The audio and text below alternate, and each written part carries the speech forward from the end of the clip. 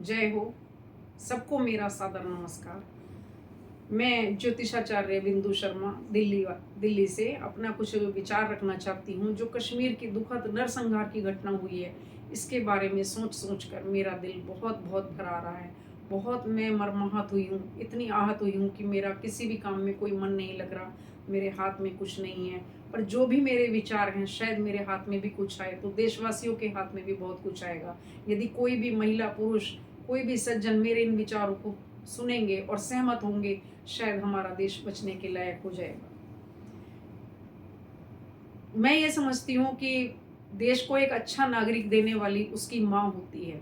किसी भी बच्चे को अगर हम जन्म से उसमें अच्छे संस्कार डालते हैं कि भाई क्या मानवता है, क्या संवेदनशीलता है, क्या हमारे संस्कार हैं, तो ये धर्म और जाति पर निर्भर नहीं करता। ये हमारे एक अपने संस्कारों पर निर्भर करता है। इसके बीच में कोई भी धर्म नहीं अड़े आता है। उसकी सभ्यता उसकी परिचायक होती है, जो समाज में एक अच्छा नागरिक बनता है। यही उसके उत्थान और पतन के निर्माण में सहायक होता है।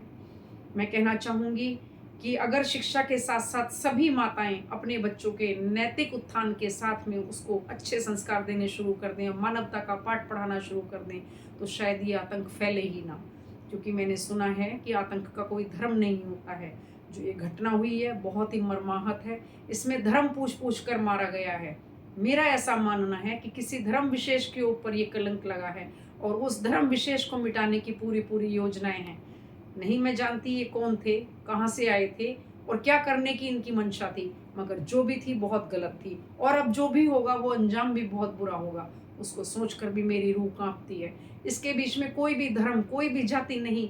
सुना है मैंने गेहूं के साथ चने भी गेहूं और चने के साथ में घुन भी पिस जाया करते हैं। वैसे ही घुन के समान कुछ अच्छे लोग भी पिस रहे हैं, जिनका कोई कसूर ही नहीं था, वो भी मारे जा रहे हैं। और ना जाने कितने बेकसूरों का, कितने सैनिकों का भी हमारे अभी और हमले में क्या कुछ ना हो जाए। मेरा ऐसा सोचकर बहुत ही ज़्यादा दिल डर रहा है। और मैं ये कहने के लिए बहुत आज सोचकर इस रात की मध्याह्न में इतनी दुखी हूँ कि मुझे लग रहा है कि मैं अपने विचार रखूँ।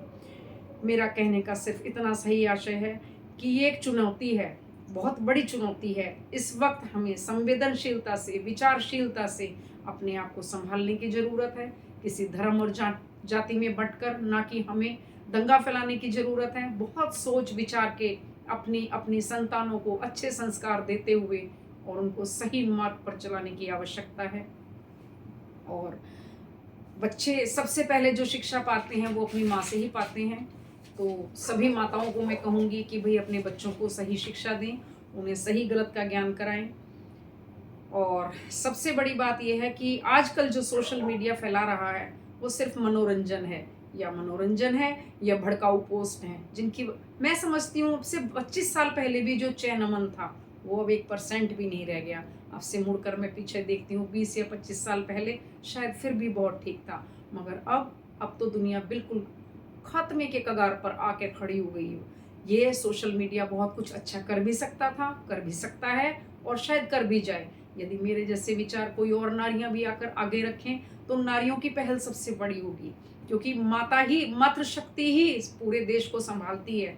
और मातृशक्ति से ही ये पुरुष को जो बल मिलता है ना, वो एक अच्छे सबल में जो परिवर्तित होता है वो मातृशक्ति ही होती है, जो उनको सही गलत का ज्ञान कराती है। पुरुष तो सिर्फ सदैव कमाने में लगा रहता है, बच्चों का भरण पोषण करने में लगा रहता है। जो संस्कार देती है वो सिर्फ माँ देती है।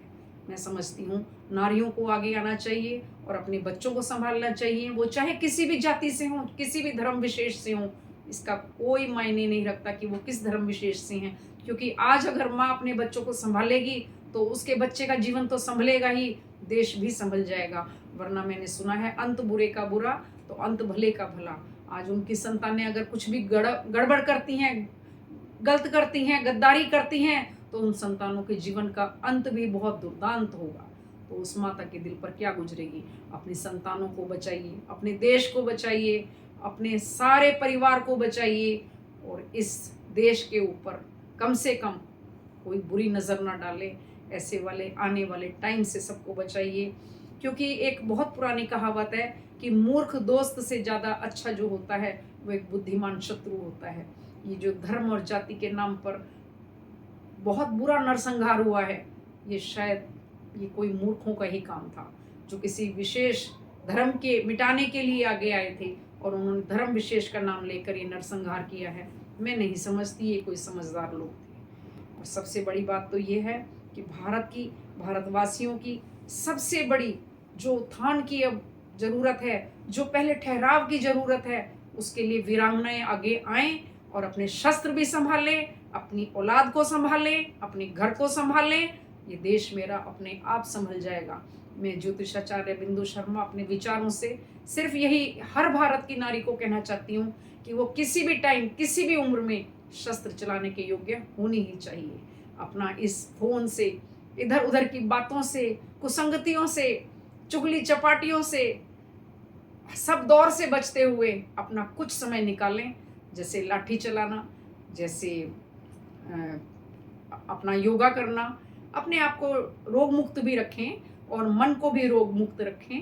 कुछ अस्त्र शस्त्र संभालने की कला चूड़ियाँ पहनने के साथ साथ उनको होनी चाहिए। बस यही मेरा संदेश है और मेरा उन मृतक आत्माओं के लिए बहुत बहुत बड़ी वाली अश्रुपूरित श्रद्धांजलि है कि उनके परिवार को तो मैं कुछ कह भी नहीं सकती, पर वो भी मेरा एक परिवार थे। मेरे दिल में बहुत दर्द है उस सबको देखते हुए, मैं कुछ नहीं कह सकती। पर हाँ, आज भी इस उम्र में मैं इतनी शक्ति रखती हूँ कि काश मेरे सामने वो होते तो मैं जान पे खेल कर भी उनको बचा लेती। जय हिंद, जय भारत, जय।